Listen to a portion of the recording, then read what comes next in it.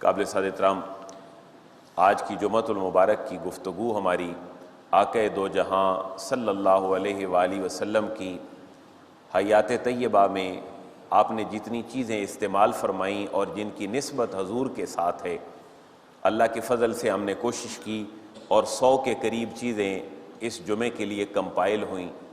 جو چیز حضور نے اپنی زندگی میں استعمال فرمائی ان کو صحابہ کرام نے اور بعد میں آنے والے سیرت نگاروں نے محفوظ کیا تاکہ ان چیزوں کو پڑھ کر لوگوں کے دلوں میں محبت مصطفیٰ پیدا ہو۔ آج اگر ہمارے بچے سیرت سے دور ہیں تو اس کی ایک وجہ یہ بھی ہے کہ وہ سیرت سے نابلد ہیں۔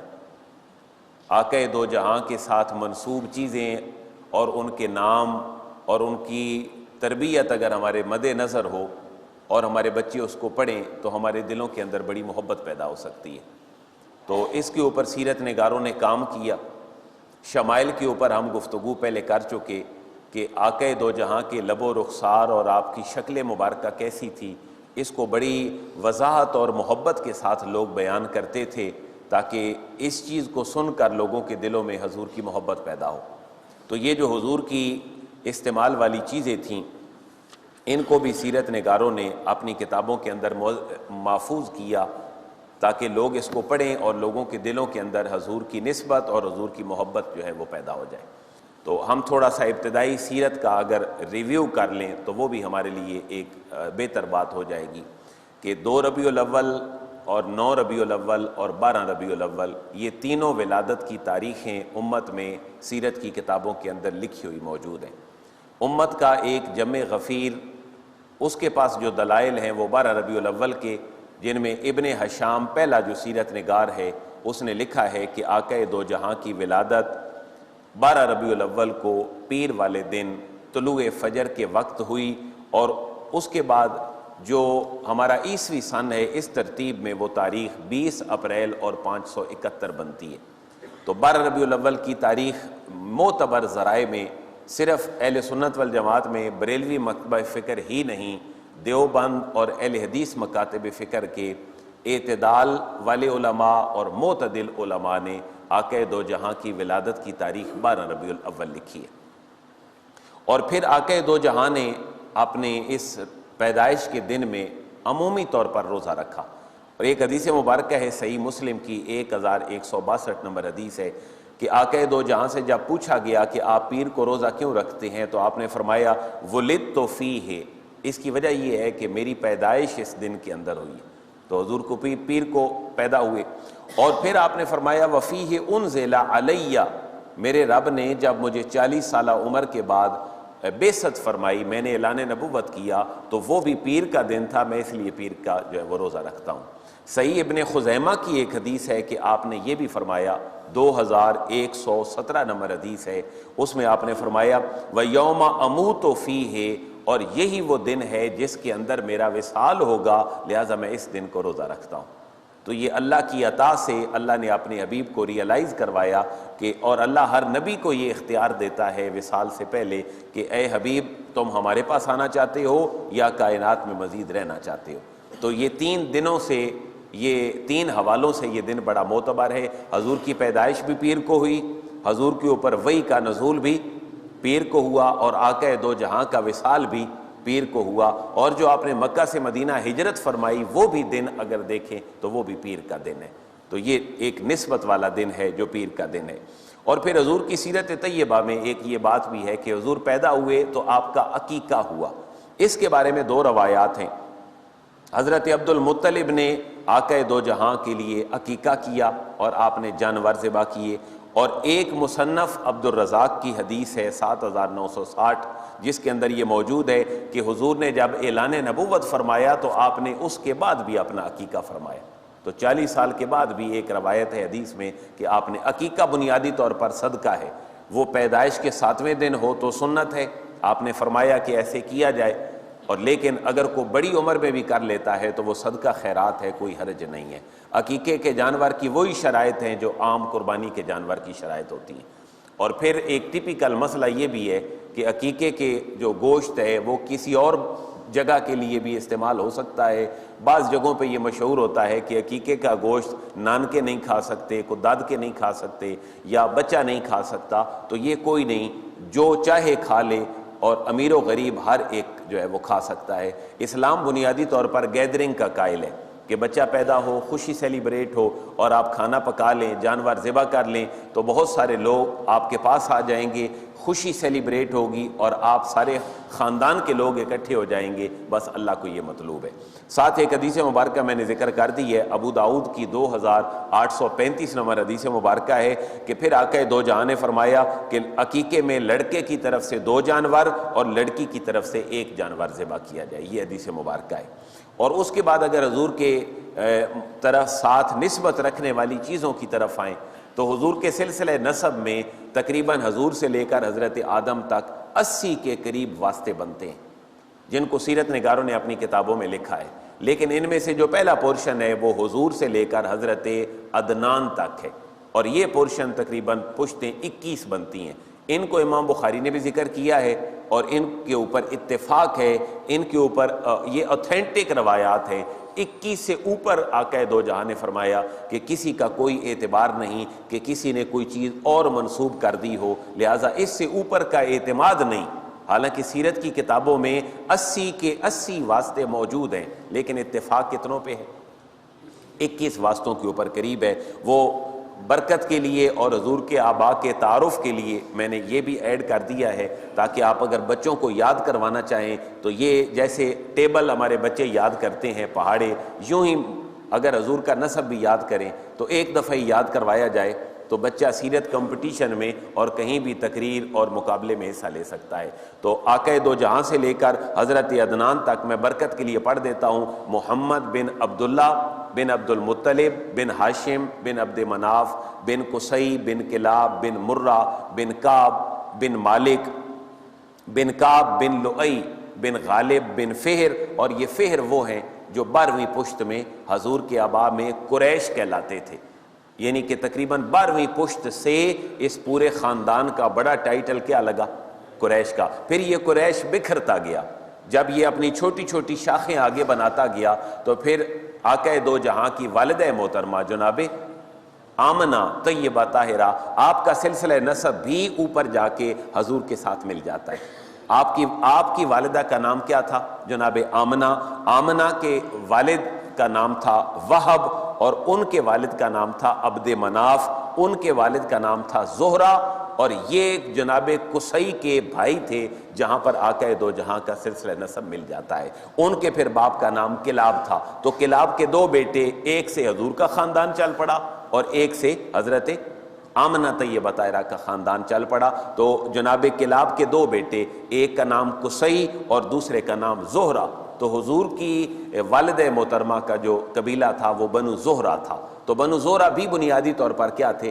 قریش تھے۔ تو اب نیچے سے اگر گنے: محمد بن عبداللہ بن عبد المطلب بن ہاشم بن عبد مناف بن قصی، یہ قصی جو ہیں یہ کلاب کے بیٹے ہیں، تو کلاب سے 2 بیٹے اور دونوں خاندان یوں نیچے چل پڑے۔ آپ تھوڑا سا اور اوپر چلتے جائیں گے، حضرت عمر کا خاندان، حضرت سیدنا ابو بکر صدیق کا خاندان، حضرت عثمان، حضرت علی رضی اللہ تعالیٰ عنہ، یہ قریب قریب بھی جا کے مل جاتے ہیں۔ حضرت علی حضور کے کیا لگتے ہیں؟ چچا کے بیٹے ہیں، حضرت ابو طالب۔ اب ابو طالب جو ہیں ان کے نام سے بھی دنیا واقف کوئی نہیں، صرف ان کو اس نام سے ہی جانتے ہیں کہ وہ کون ہے؟ ابو طالب ہے، حالانکہ ان کے بیٹے طالب تھے، جس کی وجہ سے ان کی کنیت کیا تھی؟ ابو طالب۔ میں نام عرض کر دیتا ہوں، تھوڑا سا اگر یہاں جائیں تو حضور کے دادا کی 6 شادیاں تھیں۔ محمد بن عبداللہ بن عبد المطلب، حضرت عبد المطلب کی 6 شادیاں تھیں۔ ایک بڑی کنفیوژن رہتی ہے کہ حضور کے چچا کون کون تھے، کیا ابو لہب حضور کا چچا تھا؟ ابو جہل حضور کا چچا تھا؟ اس کے بارے میں کچھ تفصیلات میں نے لکھ دی ہیں۔ آقا دو جہاں کے 13 چچا اور آپ کی 6 پھوپھیاں تھیں، لیکن ان میں سگے جو تھے وہ تھوڑے تھے، چونکہ جناب عبد المطلب کی شادیاں 6 تھیں اور ان کی بیویاں 6 تھیں، تو ہر ایک سے ایک نہ ایک بیٹا بیٹی یوں چلتے ہیں۔ حضور کی جو سگے چچا اور پھوپھیاں ہیں، ان میں سے آپ کی دادی کا نام بھی فاطمہ بنت عمر ہے۔ تو معروض سا سوال، حضرت عبد المطلب کی شادیاں کتنی تھیں؟ 6۔ حضور کے چچا کتنے تھے؟ 13. حضور کی پھوپھیاں کتنی تھیں؟ 6. تو شادیاں جب 6 تھیں تو ریئلی جو دادی جان ہیں آقا دو جہاں کی حضرت عبد المطلب کی بیگم، ان کا نام ہے فاطمہ بنت عمر. اب فاطمہ بنت عمر سے حضور کے سگے چچا ذرا دیکھیں جو ان سے ہیں آگے، ان میں سے حضرت ابو طالب، اس کے بعد جناب عبداللہ یعنی حضور کے والد گرامی، اور حضرت زبیر، جیسے طلحہ بن زبیر تھے یہ زبیر بن عوام تھے آگے اور تھے. اس کے بعد عبد الکعبہ، اور حضور کی پھوپھیوں میں ام حکیم البیضاء اور عاتقہ، برہ، امیمہ، اروا، یہ وہ سگے تھے. جناب ابو طالب، عبداللہ، زبیر، عبد الکعبہ، کتنے لوگ؟ 4. اور ام حکیم البیضاء، عاتقہ، برہ، امیمہ، اروا، 5. یہ حضور کے سگے چچا اور حضور کے سگے پھوپھیاں تھیں. حضرت عبد المطلب کی ایک اور شادی تھی جن کا نام تھا حالہ. ان کی بیوی کا، وہ اس بیوی کا نام کیا تھا؟ حالہ. یہ جو حالہ تھیں ان سے حضرت حمزہ تھے، ان سے حضرت مقوم ایک اور چچا تھے، حضرت حجل تھے، اور حضور کی ایک پھوپھی جان تھی جن کا نام صفیہ تھا. حضور کی بیوی ہماری ماں بھی تھیں جن کا نام کیا تھا؟ صفیہ تھا. تو یہ حضور کے چچا اور پھوپھیاں تھیں، لیکن سگے چچا حضرت حمزہ حضور کے اس حوالے سے نہیں تھے کہ آپ کے جو سگے دادا جان اور تھے ان کا نام فاطمہ بنت عمر تھا، اور یہ اور جو ہیں ان کی بیویاں تھیں. اسی طرح ایک اور آپ کی بیوی تھی حضرت عبد المطلب کی جن کا نام تھا نطیلہ. تو نطیلہ سے حضرت عباس اور حضرت زرار پیدا ہوئے. حضرت عباس کو ساری دنیا جانتی ہے، حضور کے کیا مشہور ہیں؟ چچا. اب میں نے پچھلے جمعے پہ عرض کیا تھا آقا دو جہاں کو غسل دینے والوں میں حضرت علی المرتضیٰ بھی تھے جو حضور کے سگے چچا کے بیٹے تھے، اور حضرت عباس کے 2 بیٹے حضرت فضل اور حضرت قسم بھی تھے جو کہ حضرت عباس کے بیٹے تھے. تو حضرت عباس حضرت فاطمہ سے نہیں تھے، آپ حضرت نطیلہ سے تھے جو حضرت عبد المطلب کی جو ہیں وہ بیوی تھیں. اور حضرت عباس پھر یہ والے جو حضور کے یہ چچا ہیں، ان میں سے پوری نسل چلی جن کو بنو عباس کہا جاتا ہے. خلافت بنو امیہ رہی 132 تک، 132 سے لے کر سقوط بغداد تک 550 سال کے قریب یہ زمانہ بنتا ہے. اس میں بنو عباس مسند اقتدار پہ رہے، اور جس شخص کی وجہ سے یہ پورا قبیلہ بنو عباس کہلاتا تھا یہ حضور کے چچا حضرت عباس کی اس اولاد میں سے تھے جو حضرت عبد المطلب کی اس بیوی سے تھے. اور اب اس کے بعد ہے جی ایک اور زوجہ جن کا نام حضرت صفیہ تھا، یعنی حضرت عبد المطلب کی بیٹی بھی صفیہ تھیں، بیوی بھی ایک تھی جو صفیہ تھیں، اور آقا دو جہاں کی زوجہ محترمہ بھی تھیں. ان سے حضور کے 2 چچا تھے حضرت حارث اور حضرت قسم، یعنی حضرت عباس کے بیٹے کا نام بھی قسم تھا اور حضور کے چچا بھی تھے جن کا نام جناب قسم تھا. یہ وہ شخصیت تھے جو حضور کے ان چچوں میں سے تھے، چچا کے بیٹے عباس میں، کہ حضور کو لاحد میں اتارنے کا جو شرف ہے اپنے بازوؤں پہ رکھ کر وہ حضرت قسم رضی اللہ تعالیٰ عنہ کو حاصل ہوا. 5ویں زوجہ حضرت عبد المطلب کی، ان کا نام لبنہ تھا، اور ان سے ابو لہب تھا جس کا نام عبد العزیٰ تھا. تو حضور کا چچا تھا ابو لہب لیکن حضور کا سگا چچا نہیں تھا. ان معنوں میں تھا کہ حضرت عبد المطلب کی 5ویں بیوی میں سے تھا جس کا نام لبنہ تھا، اور اس کا نام ابو لہب تھا، اور اس کا اصل نام عبد العزیٰ تھا. لات، منات، عزیٰ یہ بت تھے، تو یہ بتوں کے نام پر جو ہے وہ نام رکھتے تھے. تو جن کا نام عبد الکعبہ تھا حضور کے سگے چچا، تو اس سے پتہ یہ چلتا ہے کہ یہ شرک میں مبتلا نہیں تھے. دیکھیں نا، کعبے کی نسبت اللہ کے ساتھ ہے، تو عبد الکعبہ اللہ کے گھر کا بندہ، تو ان کا تعلق جو ہے یہ اس حوالے سے تھا کہ شرک سے اللہ رب العزت نے حضور کا جو خاندان ہے اس کو دور رکھا تھا. تو ابو لہب اس کی کنیت تھی. لہب کہتے ہیں آگ کے شعلے کو، تو یہ کہتے ہیں بہت خوبصورت تھا، اس کا لال چہرہ تھا، اور جب یہ ہنستا اور غصے میں آتا تھا تو اور اس کا چہرہ لال ہو جاتا تھا، اس لیے اس کی کنیت ہی کیا مشہور ہو گئی؟ ابو لہب. اس کا نام کیا تھا؟ عبد العزیٰ. حضور کا چچا تھا لیکن حضرت عبد المطلب کی 5ویں بیوی میں سے تھا. اسلام میں 4 شادیاں ہیں. اسلام سے پہلے لوگ متعدد شادیاں کرتے تھے. حضرت سلمان علیہ السلام اللہ کے نبی ہیں، انہوں نے سینکڑوں شادیاں کی تھیں، آسمانی کتابوں کے اندر یہ بڑی وضاحت کے ساتھ موجود ہے. 6ٹھی جو بیوی تھیں حضرت عبد المطلب کی، ان کا نام تھا ممنع. تو ممنع سے بھی حضور کے ایک جو ہے وہ چچا تھے، ان کے بیٹے تھے جن کا نام غیداق تھا. تو یوں ایک معروضی سا سوال ہو گیا کہ ابو جہل حضور کا چچا نہیں تھا، ابو لہب حضور کا چچا تھا لیکن ریئل چچا نہیں تھا. یہ ابو عبد المطلب کی 6 بیویوں میں سے اور بیویوں سے تھے. حضور کے سگے چچا 4 تھے جن کو میں نے ذکر کر دیا، ابو طالب، جناب عبداللہ، جناب زبیر اور جناب عبدالکعبہ، اور حضور کی سگی پھوپھیاں جو حضور کے ساتھ تھیں جناب عبداللہ کے ساتھ، وہ ام حکیم، جناب عاتقہ، برہ، امیمہ اور اروا، یہ 5 حضور کی سگی پھوپھیاں۔ جناب صفیہ حضور کی پھوپھی تھیں لیکن وہ اور میں سے تھیں۔ تو یہ ایک معروض سا سوال تھا۔ حضرت عبد المطلب بڑی عظیم شخصیت تھی، اللہ کے اوپر بڑا اعتماد تھا، توحید پرست تھے۔ آپ نے بڑا مشہور واقعہ سنا ہے، حضور کی پیدائش سے تقریباً 50-55 دن پہلے ابرا یمن کا حکمران عیسائی تھا، وہ آیا، اس نے کہا میں خانہ کعبہ کو گرانے آیا ہوں۔ وہ اپنے ہاتھی لے کر آیا، خانہ کعبہ کے اوپر چڑھائی کی تو جناب عبد المطلب اپنا سامان باندھ کر پہاڑ کے اوپر جانے لگے۔ کسی نے پوچھا کہ آپ تو متولی ہیں کعبہ کہ آپ چھوڑ کر جا رہے ہیں؟ تو بڑا مشہور آپ کا جملہ ہے جس کا مفہوم یہ ہے، آپ نے فرمایا کہ یہ مال مویشی میرے ہیں، ان کا میں مالک ہوں، ان کا میں رکھوالا ہوں، اور اس گھر کا مالک خود ہی اس گھر کی حفاظت فرما دے گا۔ پھر اللہ نے پوری صورت نازل فرمائی، الم تر کیف فعل ربک باصحاب الفیل، اصحاب فیل، ہاتھی والوں کو دیکھو ان کے ساتھ ہوا کیا۔ حضرت عبد المطلب اسی طرح اور 2 بڑے کمالات رکھتے تھے۔ ایک کمال جو ہے وہ یہ تھا کہ حضرت اسماعیل علیہ السلام کے دور سے جو زمزم کا چشمہ تھا وہ جاری رہا، لیکن خانہ کعبہ کے اوپر مختلف قبیلے حملہ آور بھی ہوتے رہے، قابض بھی رہے، اور یہاں پر توحید پرست لوگوں کو نکالتے بھی رہے۔ تو حضرت عبد المطلب وہ شخصیت ہیں جنہوں نے باقاعدہ سے حرم پاک کو پھر آباد کیا۔ اور ایک سیرت نگاروں نے یہ بات لکھی ہے کہ حضرت عبد المطلب کے دور سے پہلے جو آپ کے آبا تھے وہ زمزم کے کنویں کو بھول گئے تھے کہ یہ کس جگہ پر ہے۔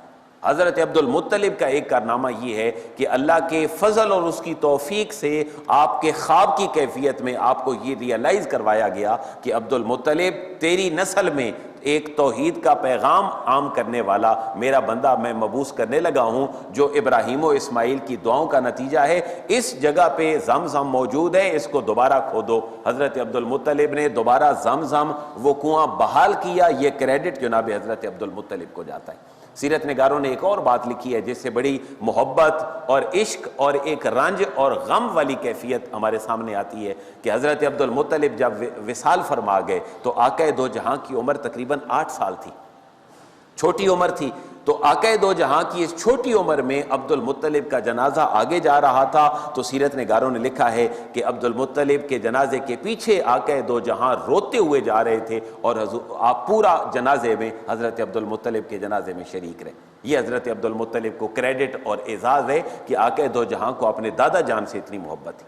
کیوں کہ آقا دو جہاں کے والدین کے وصال کی کیفیت یہ تھی کہ دونوں کی عمریں بڑی چھوٹی تھی جب دنیا سے چلے گئے۔ حضور کی عمر تو چھوٹی تھی ہی تھی، روایات میں آتا ہے ابھی آپ ماں کے پیٹ میں ہی تھے، بطن مبارکہ میں تھے کہ والد کا وصال ہو گیا حضرت عبداللہ کا، اور اس کے بعد ابھی بڑی چھوٹی عمر تھی کہ حضرت آمنہ سیدہ طیبہ طاہرہ آپ کو اپنے والد کی قبر کے اوپر لے کے گئیں یثرب میں۔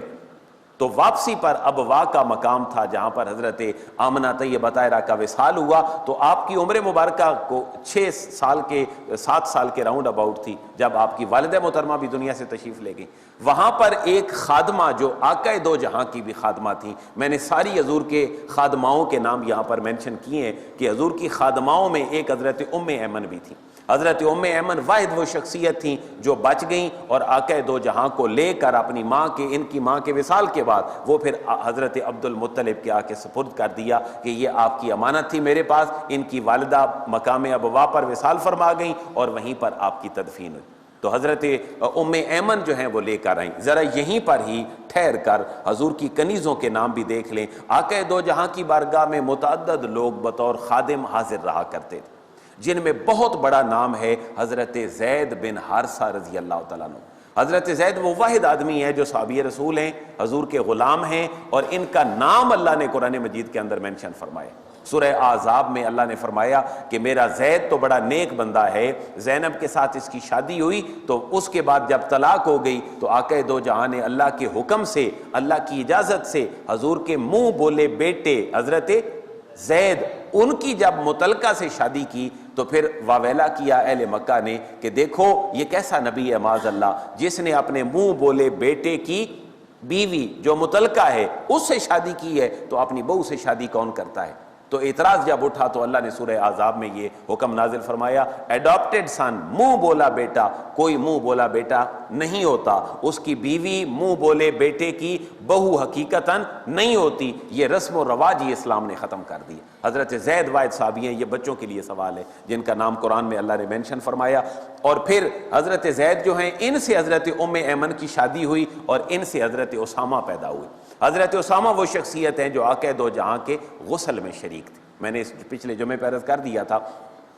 اور حضرت اسامہ ہی وہ شخصیت ہیں جن کو حضور نے 17 سالہ عمر میں اپنے وصال سے پہلے رومیوں کے خلاف جہاد کے لیے بھیجا تھا۔ جب تھوڑی منزل پہ گئے تو خبر پھیل گئی کہ حضور کا وصال ہو گیا، تو واپس آ گیا لشکر۔ حضور کی تدفین کے بعد مسئلہ اٹھا کہ اب کون امیر بنے گا۔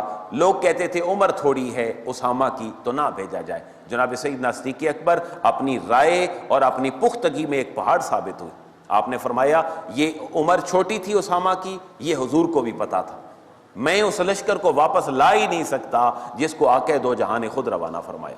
حضرت اسامہ کو حضور نے روانہ فرما دیا۔ اسامہ بن زید تو حضور کے منہ بولے بیٹے حضرت زید، اور حضور کے خادم جن کی خدمت کو اللہ نے پسند کیا۔ دیکھیں نا کتنی بڑی بات ہے، قرآن میں کسی صحابی کا نام مینشن نہیں، اللہ نے ایک صحابی جو حضور کے غلام ہیں، حضور کے منہ بولے بیٹے ہیں، اللہ رب العزت کو ادائیں پسند ہیں، اللہ نے قرآن میں نام ذکر کر دی۔ تو حضرت ام ایمن بھی حضور کی خادمہ ہیں، جو حضرت آمنہ کے ساتھ اب واقع کے مقام پر تھیں، تو آپ کا وصال ہوا تو آپ واپس تشریف لے آئیں۔ حضور کے خادموں میں ایک کا نام اسلم تھا۔ آج دنیا نام رکھتی ہے نا مختلف ناموں پہ، جس کا کوئی نام نہ ہو وہ نام بچی اور بچی کا رکھ دیں۔ حضور کے غلاموں کے نام، حضور کے ساتھ محبت کرنے والے لوگوں کے نام لکھیں۔ حضور کے ایک خادم کا نام تھا اسلم، بولیں جی کیا تھا؟ اسلم۔ حضور کے ایک خادم کا نام تھا ابو رافع، ابو رے الف رافع اور عین ابو رافع۔ حضور کے ایک خادم کا نام تھا ثوبان، سے سا واو بے الف با اور نون۔ حضور کے ایک خادم کا نام تھا ابو کبشہ۔ حضور کے یہ خادم بھی تھے اور حضور کے ساتھ لشکر میں رہتے اور اونٹوں کے آگے ہدی پڑھتے، یعنی جس کو اونٹ سن کر مست ہوتا ہے اور اپنی منزل کی طرف رواں دواں رہتا ہے۔ جیسے آپ نے دیکھا ہے کہ بین بانسری بجائیں تو کیا ہوتا ہے سامنے ساں، تو یہ جو ہدی گانا تھا یہ اونٹوں کا نغمہ تھا، جس کے بعد اونٹ فریش ہو جاتے تھے۔ آپ کی اور میری گاڑی تھک جائے تو ہم کیا کرتے ہیں؟ تیل ڈلوا لیتے ہیں، اس کا کو پانی چیک کر لیا، موبائل چیک کر لیا، تو یہی کیفیت تھی اونٹوں کے لیے۔ تو حضور کے ہدی خان حضرت ابو کبشہ تھے، حضور کے خادم بھی تھے۔ حضور کے ایک اور خادم تھے جن کا نام سلیم۔ حضور کے ایک اور خادم تھے جن کا نام شکران تھا۔ میں نے پچھلے جمعے پہ عرض کیا یہ شکران وہ حضور کے خادم ہیں جو حضور کے غسل دینے میں بھی وصال کے وقت لوگوں کے ساتھ شریک تھے۔ اور اس کے بعد حضرت رباح تھے، حضرت یسار تھے، حضرت کرکرا تھے۔ یہ تینوں کہتے ہیں یہ بھائی تھے اور یہ تینوں آقا دو جہاں کی خدمت میں ان کے والدین نے بھیجا تھا۔ ایک حضور کے خادم کا نام مدعم تھا۔ مجھے احساس ہے یہ سارے نام آپ کو ابھی یاد نہیں ہونے، اس لیے میں بیان کرنا سعادت کے لیے کر رہا ہوں، آپ اس کو دیکھیں، آپ اپنے بچوں تک پہنچائیں۔ اس کے علاوہ حضور کے خادم تھے جن کا نام حضرت سفینہ تھا، یہ حضور کی خدمت میں رہا کرتے تھے۔ ان کا اصل نام مہران تھا اور سفینہ کہتے ہیں کشتی کو، تو آقا دو جہاں نے ان کا نام سفینہ اس لیے رکھا تھا کہ حضور جہاں بھی جاتے یہ حضور کا سامان اٹھا کے رکھتے۔ حضور نے فرمایا بھائی مہران تم تو ایک کشتی ہو، تمہارے اندر جو لاد دیا جائے تم کنارے تک پہنچا دیتے۔ نام مہران ہے اور نسبت حضور نے کیا دی؟ سفینہ، حضور کے غلام ہیں۔ حضور کے غلاموں میں خواتین بھی تھیں، ان خواتین میں جناب سلمہ حضور کی خادمہ تھیں، ام رافع حضور کی خادمہ تھیں، جناب میمونہ حضور کی خادمہ تھیں، خضرہ کے نام کی تھیں، ایک رضوا تھیں، ایک رشیخہ تھیں، ایک رزینہ تھیں، ایک ماریہ تھیں، ام دمیرہ تھیں اور ریحانہ تھیں، جو آقا دو جہاں کی خدمت میں رہا کرتی تھی اور حضور کو ان کی خدمت کو سراہا کرتے تھے۔ اور بھی بہت سارے لوگ ہیں جو حضور کے خدام تھے اور کنیزیں تھیں، اس کے اندر میں نے مینشن کر دیا ہے، اس کو ذرا آپ خود دیکھ لیجئے گا تاکہ آپ کے ذہنوں میں یہ بات آ جائے۔ تو بات کہاں سے ہم نے چھوڑی تھی؟ حضور کی عمر چھوٹی تھی، آپ کی والدہ حضرت آمنہ آپ کو لے کر اپنے والد کی قبر انور وہاں زیارت کے لیے جب لے کے گئیں تو راستے میں ان کا وصال ہو گیا۔ اور یہ جو یسرب تھا، جس کو ہم یسرب پڑھتے ہیں، اصل لفظ تھا یسرب۔ تو یسرب کی وجہ تسمیہ کیا ہے؟ سیرت نگار کہتے ہیں حضرت نوح کی اولاد میں ایک بندے کا نام تھا یسرب، وہ یہاں پر اولین مکین تھے تو اس علاقے کا نام ہی کیا بن گیا؟ یثرب، لیکن جب آقا دو جہاں تشریف لے گئے تو پھر یہ یثرب نہ رہا، بلکہ یہ کیا بن گیا؟ مدینہ۔ حضور نے اپنے شہر کے نام بھی گنوائے، آپ نے فرمایا میرے اس شہر کا نام مدینہ ہے، میرے شہر کا نام طابہ ہے، میرے شہر کا نام یثرب ہے۔ حضور نے اپنی وادیاں جو علاقے کی تھیں ان کے نام بھی آپ کی زبان پر رہتے تھے۔ مدینہ طیبہ کی جو وادیاں لکھی سیرت نگاروں نے، ان میں وادی رانونہ تھی، وادی بطحان تھی، وادی عقیق تھی، وادی مزینب تھی، وادی محرود تھی اور وادی کنات تھی۔ اور آقا دو جہاں کے شہر کے کنویں جو سیرت میں بہت بڑا نام رکھتے ہیں، ان میں سے ایک نام بیر روما تھا، جو مدینہ کا بڑا مشہور کنواں تھا۔ یہ سیرت کا سوال بچوں سے پوچھیں، حضور کے شہر کے کنویں کتنے تھے؟ 3۔ ایک کا نام کیا تھا؟ بیر روما۔ حضرت عثمان غنی نے ہجرت کے بعد پہلے آدھا خرید کے مسلمانوں کے لیے وقف کیا، جب اہل کتاب اور یہودی پانی پینے میں رکاوٹ ڈالتے تھے، اور جب پھر اللہ نے وسعت دی، آپ نے پورا کنواں خرید کر آزاد کر دیا۔ نام کیا تھا؟ بیر روما، بیر روما۔ ایک اور کنواں تھا جس کا نام تھا بیر عریس۔ بیر عریس وہ کنواں تھا جس کے اندر آقا دو جہاں کے اوپر ایک لبید بن عاصم یہودی نے اپنے کسی جاننے والے حضور کی خدمت میں رہنے والے بچے سے آپ کے بال منگوائے، ان کے اوپر جو ہے وہ پھونکا اور حضور کے اوپر جادو کیا۔ بیر عریس وہ کنواں تھا کہ جس کے پانی میں پتھر کے نیچے سے آقا دو جہاں کے بال مبارکہ نکلے، اور اللہ نے اس کے توڑ کے لیے قل اعوذ برب الفلق اور قل اعوذ برب الناس جیسی صورتیں نازل فرمائیں۔ ابوا کے مقام پر جناب سیدہ ام ایمن رضی اللہ تعالیٰ عنہ یہ آپ کو لے کر آئیں، اور آپ ابو طالب اور عبد المطلب دونوں کی خدمت میں رہے۔ یہاں میں 2 احادیث مبارکہ جو ہیں وہ مزید کوٹ کرنا چاہتا ہوں۔ آقا دو جہاں سے کتنی محبت تھی اہل مکہ کو، اور حضور کے ساتھ کتنی محبت تھی اپنے چچاؤں کو، کیونکہ دنیا ایک بہت بڑا لیڈر آقا دو جہاں کی جو ہے وہ شکل مبارکہ میں دیکھ رہی تھی۔ 2 حدیثیں ہیں صحیح بخاری کی، 1008 اور 1010۔ حضور حضرت ابو طالب کی کفالت میں تھے کہ قحط پڑ گیا۔ جیسے آج آپ دیکھیں تو پولوشن ہے، سموک کی کیفیت ہے، ہر بندہ چاہ رہا ہے کہ کیا ہو؟ بارش ہو، ایک دفعہ درخت دھل جائیں، فضا میں تر و تازگی آ جائے، یہ بیماری نزلہ زکام کھانسی یہ چیزیں ختم ہو جائیں۔ تو مکہ کے اندر بھی قحط جو ہے وہ پڑ گیا۔ تو جناب ابو طالب نے آقا دو جہاں کی چھوٹی عمر میں آپ کو ساتھ لیا اور خانہ کعبہ کی دیوار کے ساتھ بٹھایا اور اللہ کی بارگاہ میں دعا کی کہ اللہ ہم تیرے اس نیک بندے کے وسیلہ سے دعا کرتے ہیں تو بارش نازل فرما۔ اللہ رب العزت نے آقا دو جہاں کی نسبتوں سے اہل مکہ کے اوپر بارش نازل فرمائی۔ یہ ہے صحیح بخاری کی حدیث نمبر 1008۔ اس کے اندر پھر ابو طالب اس واقعے کو بیان کرتے تھے۔ ابو طالب کا شعر بخاری کے اندر موجود ہے۔ ابو طالب گنگنایا کرتے تھے کہ میں ایک دفعہ ایک سفید چہرے والا بچہ، خوبصورت بچہ لے کر گیا حرم میں نے ان کی پشت لگائی حرم کی دیوار کے ساتھ، اور پھر یہ یتیموں کا ملجا ہے، یہ بیواؤں کا ماوا ہے، اور یہ اللہ کا بڑا پیارا ہے، تو اللہ نے بارش نازل فرما دی۔ یہ بخاری کے اندر الفاظ موجود ہیں، میں نے یہاں پر لکھ دیے ہیں۔ یہ بھی آپ اپنے بچوں کو اگر سیرت کے اوپر ایک تقریر دینا چاہیں سکول میں تو آپ ان کو دے سکتے ہیں۔ وہ عربی کا شعر پڑھے تو ایک بہتر اس کی تربیت ہے جو اس کے دل و دماغ میں رچ بس جائے گی۔ وہ شعر کیا ہے؟ فرمایا وَأَبْيَضَ يُسْتَسْقَى الْغَمَامُ بِوَجْهِهِ سِمَالُ الْيَتَامَى عِصْمَةٌ لِلْأَرَامِلِ۔ ترجمہ میں نے عرض کر دیا کہ ابو طالب کہتے تھے گورا ان کا رنگ ہے جن کے وسیلے سے میں نے بارش مانگی ہے، اور ان کے منہ کے واسطے سے میں بارش مانگتا ہوں جو یتیموں کی پناہ ہے اور بیواؤں کا سہارا ہے۔ یہ بخاری کی حدیث نمبر کیا ہے جی؟ 1008۔ صحیح بخاری کی حدیث نمبر 1008۔ اس سے تھوڑا آگے چلے تو امام بخاری نے ایک اور حدیث لکھی ہے 1010، یعنی 10 1010 10 نمبر حدیث ہے۔ حضرت عمر رضی اللہ تعالیٰ عنہ کے دور میں جب بارشیں کچھ عرصہ نہ ہوئیں تو حضرت عباس بن عبد المطلب کے وسیلہ سے جناب حضرت عمر رضی اللہ تعالیٰ عنہ نے دعا کی۔ یہ بھی بخاری کے الفاظ ہیں۔ حضرت عمر رضی اللہ تعالیٰ عنہ اللہ کی بارگاہ میں کیا عرض کرتے ہیں؟ عرض کرتے ہیں اللہ انا کنا نتوسل الیک بنبینا فتستقینا۔ اللہ جب تیرے حبیب مکرم دنیا میں حیات تھے، حیات ظاہری میں تھے، تو ہم ان کے وسیلہ سے دعا کرتے تھے فتسقینا، تو اللہ تو پانی برساتا تھا۔ لیکن اب تیرے حبیب مکرم پردہ فرما گئے انا نتوسل الیک بام نبینا فسقینا، اللہ اب ہم تیرے نبی کے چچا کے وسیلہ سے دعا کرتے ہیں تو ہمارے اوپر بارش نازل فرما۔ روایات میں آتا ہے پھر بارشیں نازل ہوتی تھیں۔ یہ دونوں بخاری کی احادیث ہیں۔ حدیث نمبر 1008 اور 1010، 1008 اور 1010، یہ دونوں احادیث مبارکہ آقا دو جہاں کی برکتوں سے حوالے سے بڑی مشہور ہیں۔ تو یہ حضور کے شہر کے کنویں تھے، بیر روما اور بیر عریس، اور ایک اور کنواں تھا جس کو بیر غرس کہتے تھے۔ بیر غرس وہ کنواں تھا کہ جس حضور نے وصیت فرمائی تھی کہ میرا جب وصال ہو جائے تو مجھے نہلانے کے لیے تم بیر غرس سے 7 مشکیزیں لے کر آنا اور مجھے اس پانی کے ساتھ غسل دینا۔ حضور کو بیر غرس کا پانی بہت پسند تھا۔ شاید میں کنفرم نہیں کر سکتا، لیکن شاید یہ وہی کنواں ہو جس کا لوگ پانی آب شفا کے طور پر لے کے آتے ہیں، یا شاید وہ کوئی اور کنواں ہے، لیکن یہ 3 کنویں حضور کے زمانے میں بڑے مشہور تھے۔ بیر روما، بیر عریس اور بیر غرس، ان تینوں کنووں سے آقا دو جہاں کی نسبت تھی۔ جس کنویں کا پانی آپ کو بہت زیادہ پسند تھا وہ بیر غرس تھا۔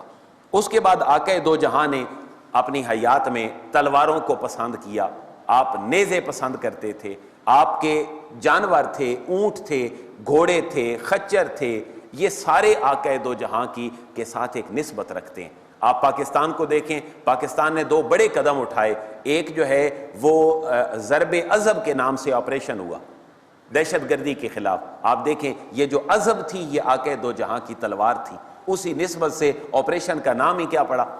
ضرب عضب، اور اس کو دیکھ کر سوچ کر اس کا نام رکھا گیا۔ ذرا برکت کے لیے دیکھیں آقا دو جہاں کی تلواریں، ان میں ایک کا نام عضب تھا، ایک کا نام رسوب تھا، ایک کا نام مخدم، ایک کا نام کلئی، ایک کا نام ماسور، حتف، بطار، ذوالفقار اور کذیب۔ آپ ایک اور نام کی طرف چلے جائیں تو پاکستان میں کوئی ایسی چیز بھی ہے جو حتف کے نام سے ہو؟ میزائل ہے، وہ جو میزائل ہے وہ حضور کی اس تلوار کے نام پر ہے جس کو کیا کہتے ہیں؟ حتف۔ آقا دو، اب معروضی سوال، حضور کی تلواریں کتنی تھیں؟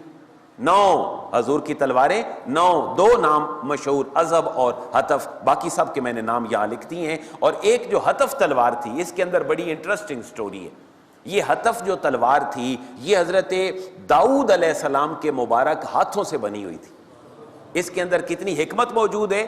اللہ نے اپنے حبیب کو یہودیوں کے اوپر بھی فتح عطا فرمائی۔ پہلے یہودی مدینہ سے نکلے، پھر خیبر سے نکلے، آج دیکھیں پھر ایک اسرائیل کی شکل میں ریاست ہمارے سامنے ہے۔ لیکن یہ جو حتف تھی یہ حضرت داؤد کے مبارک ہاتھوں سے بنی ہوئی تھی، اور بنی اسرائیل اس کو بڑی محبتوں سے رکھتے تھے اور یہ ان کی نشانی تھی۔ لیکن آقا دو جہاں نے جب یہودیوں کے خلاف معاملہ کیا، دفاعی پوزیشن پہ آپ تشریف لائے، تو آپ کو یہ مال غنیمت میں ملی اور پھر آقا دو جہاں کے استعمال میں۔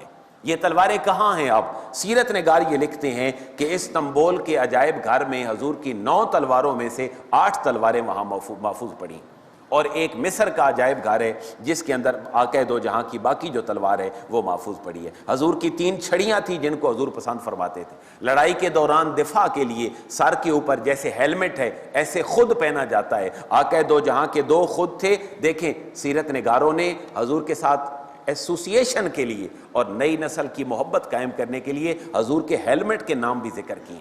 سیرت کی کتابوں میں لکھا ہے حضور کے ایک خود کا نام تھا موشخ اور ایک کا نام تھا الصبوغ۔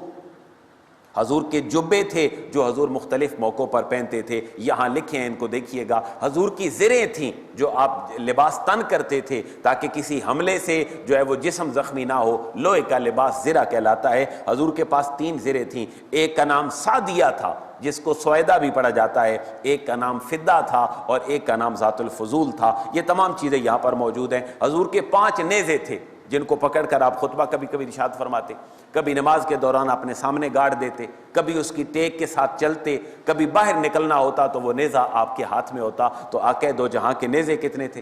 5 تھے۔ آقا دو جہاں کی سواریاں سیرت نگار لکھتے ہیں حضور کی 15 سواریاں تھیں جن کے اندر گھوڑے بھی تھے، اونٹ بھی تھے، خچر بھی تھے۔ آپ کی مشہور و معروف جو سواری تھی اس کا نام دلدل تھا۔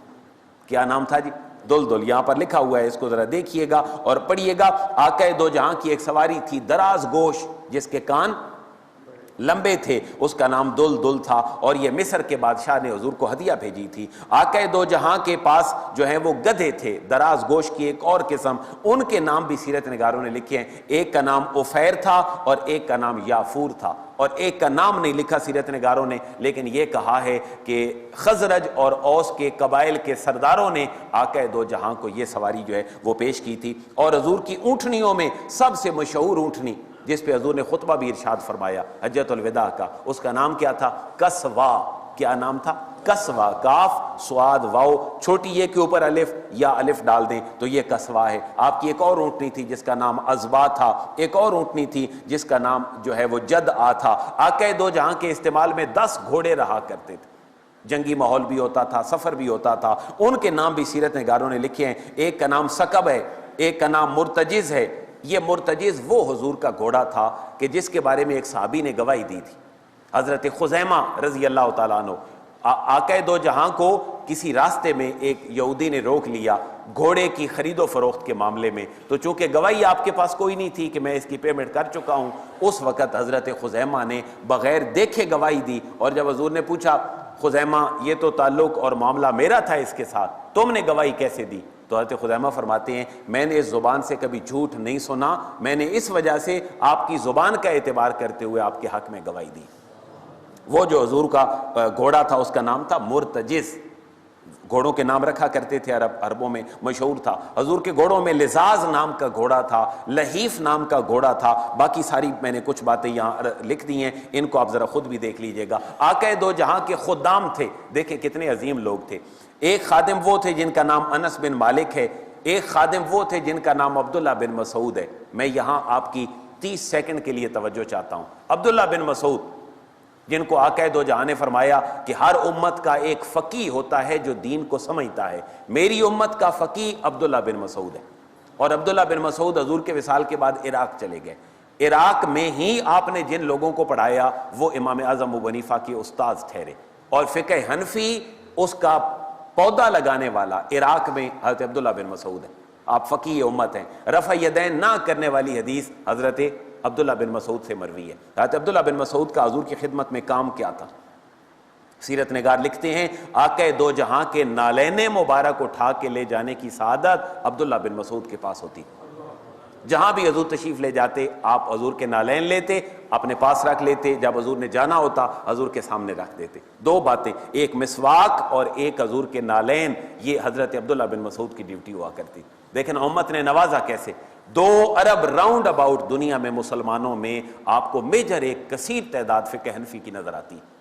اس کی اور بہت ساری وجوہات ہیں، آپ ترکوں کو دیکھیں، مغلوں کو دیکھیں، اس پورے خطے میں آپ کو آناف نظر آئیں گے۔ تو بہرحال یہ اس کا پہلا پودا لگانے والے حضرت عبداللہ بن مسعود رضی اللہ تعالیٰ عنہ ہیں، جو آقا دو جہاں کے جو ہے وہ نالین مبارک اٹھایا کرتے تھے۔ حضرت عقبہ بن عامر آقا دو جہاں کا جو سواری تھی، جو خچر تھا، دراز گوشت تھا، اس کو پکڑ کر ادھر ادھر لے جاتے اور آقا دو جہاں کی سواری جو ہے اس کو چلاتے۔ اونٹوں کے محافظ حضرت اصلا تھے، اور حضرت ابو ذر غفاری، حضرت ایمن، اور حضور کے مؤذن جو حضور کے ساتھ ہمیشہ ہوتے تھے ان میں حضرت بلال رضی اللہ تعالیٰ عنہ کا نام بھی ہے۔ اور 4 مؤذن حضور کے زمانے کے سیرت نگاروں نے لکھے ہیں، جن میں سے 2 مؤذن ہمیشہ مدینہ میں رہتے اور ایک مکہ میں، اور ایک اور قباء کے اندر آقا دو جہاں کا مؤذن تھا جن کو حضور نے خود اپوائنٹ کیا تھا۔ میں آپ سے ریکویسٹ کرتا ہوں، دیکھیں حضور کے مؤذن حضور نے خود اپوائنٹ کیا، 2 کو مدینہ، ایک کو مکہ، ایک کو قباء۔ میں آپ سے یہ ریکویسٹ کرتا ہوں ایک دفعہ اس سنت پہ عمل کرتے ہوئے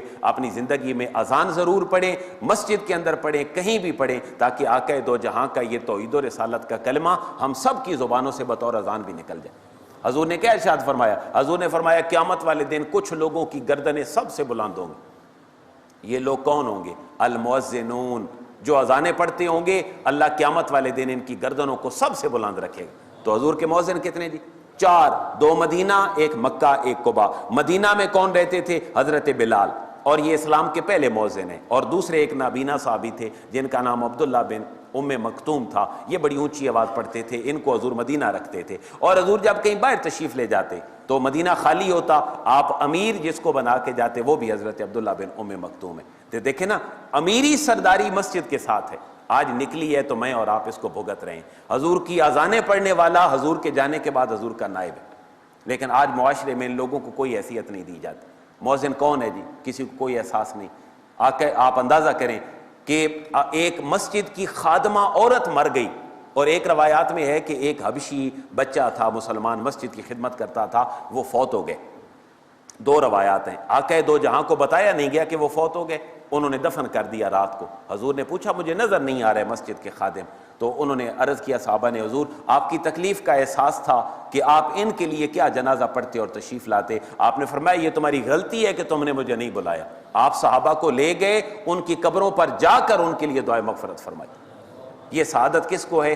خادمین مسجد کو ہے، یہ سعادت مؤذنین رسول کو ہے کہ جن کو اللہ نے یہ سعادت عطا فرمائی ہیں۔ بھائیو یہ بچے اپنے بچوں کو چیزیں یاد کرواؤ، ان کے دلوں کے اندر محبت مصطفیٰ پیدا ہو۔ ہم نہیں بتاتے، بچہ پیالہ کٹ بھی کرواتا ہے، میں کہتا ہوں کوئی قصور نہیں، والد کا قصور ہے۔ آپ نے حضور کے بالوں کی کٹنگ سٹائل اپنی نسل کو بتایا ہی نہیں۔ اگر بچہ ہینڈ فری میں گانے سنتا ہے، قصوروار آپ ہیں، مولوی نہیں ہے مسجد کا۔ کیوں کہ یہ فیسلٹی آپ نے انہیں پرووائڈ کی ہے، آپ تو ہمارے پاس بھیجتے نہیں اپنے بچوں کو۔ آپ کی ظہر اثر مغرب 15-20 ہزار والی اکیڈمیوں میں چلی جاتی ہے تو بچہ کہاں سے سیکھے گا؟ اس کو بتاؤ اذان پڑھنا بہت بڑی سعادت کی بات ہوتی ہے۔ آقا دو جہاں کی حفاظت پہ متعین آپ کے باڈی گارڈ، ان میں حضرت سعد بن معاذ تھے جنہوں نے بدر میں پہرا دیا، حضرت محمد بن مسلمہ تھے جنہوں نے احد میں پہرا دیا، حضرت زبیر بن عوام تھے جنہوں نے جنگ خندق میں پہرا دیا، اور ان کے جو ہیڈ تھے، چیف سیکورٹی آفیسر تھے، ان کا نام تھا حضرت عباد بن بشر رضی اللہ تعالیٰ عنہ۔ پھر ایک آیت نازل ہوئی، وہ آیت کیا تھی؟ واللہ یعصمک من الناس، سورہ مائدہ کی آیت نمبر 67۔ اللہ نے فرمایا محبوب فکر نہ کرو، لوگوں کے شر سے اللہ آپ کو محفوظ فرمائے گا۔ جب حضور نے یہ آیت مبارکہ پڑھی، آپ نے تمام اپنی سیکورٹی کو دور کر دیا۔ اس کے بعد حضور بغیر معاوضوں کے پھرا کرتے تھے۔ بارگاہ رسالت کا شاعر حسان بن ثابت، میں نے انجشہ کی بات ذکر کر دی، حضور نے اپنی زندگی میں 4 عمرے اور 1 حج عطا فرمایا۔ حضور کے کاتب بھی تھے جو حضور کی باتوں کو لکھا کرتے تھے، اور یہ جمعہ انفارمیشن کے لیے بھی ہے اور آپ کے بچوں کو پڑھانے کے لیے بھی ہے، تاکہ آپ اپنے بچوں کو پڑھائیں اور ان کے دلوں کے اندر محبت مصطفیٰ پیدا ہو۔ یہ پورے سال کا میں نصاب آپ کو دے رہا ہوں، پتہ نہیں پھر زندگی ہوگی یا نہیں اگلے ربیع الاول تک، لیکن اس کے اندر یہ ساری سیرت کی کتابوں کا خلاصہ، 100 حضور کے ساتھ تعلق رکھنے والی باتیں، حضور کی بیویاں، حضور کے بیٹے، حضور کی بیٹیاں، پوری فہرست ہے جن میں سے حضور کو 5 عورتوں نے دودھ پلایا، کون کون سی ہیں جی؟ اس کے اندر لکھا ہے، حضرت ام ایمن، حضرت آمنہ، حضرت ام فروہ، حضرت سویبہ، حضرت حلیمہ سعدیہ۔ حضور کا شک صدر ہوا زندگی میں، 4 دفعہ شک صدر ہوا۔ حضرت عبداللہ اور حضرت آمنہ کی وصال کے وقت عمریں کتنی تھیں؟ 30 سال صرف عمریں تھیں۔ یہ میں زیادہ بتا رہا ہوں، قول لکھے ہوتے ہیں نا اتنی، میکسیمم قول ان کی عمروں کا کتنا ہے؟ 30 ایئر۔ حضور کے والد والدہ کی وصال کے وقت عمریں 30 سال ہیں، بعض لوگوں نے 17 سال بھی لکھی ہیں، لیکن یہ باتیں انفارمیشن کے لیے ہیں، یہ اپنے بچوں تک پہنچائیں تاکہ ہمارے دلوں کے اندر محبت مصطفیٰ پیدا ہو۔ اللہ ہمیں حضور کی غلامی میں قبول فرمائے اور حضور کی ہمیں غلامی نصیب فرمائے۔ وما علیہ الا البلاغ۔